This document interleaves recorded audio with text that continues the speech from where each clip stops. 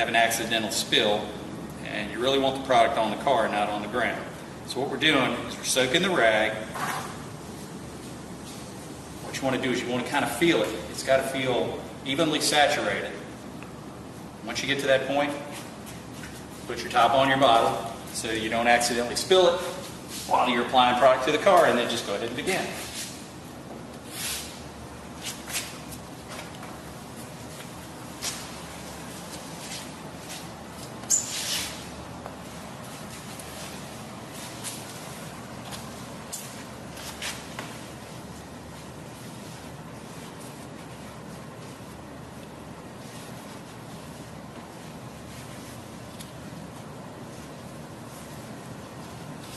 The other thing too is just try to work systematically.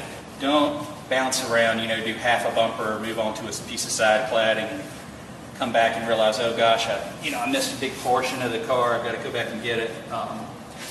Just as you're working the bumper, work it completely from end to end. Work every component that you feel is important to you as far as needing coating, and then move to the next component of the car and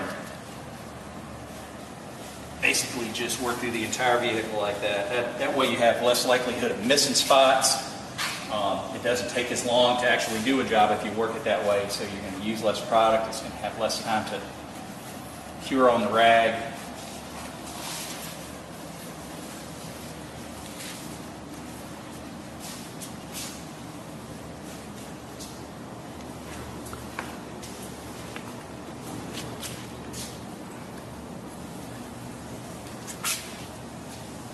Again, carefully edge as you go along these components, and then you can make your time up on the big flat areas.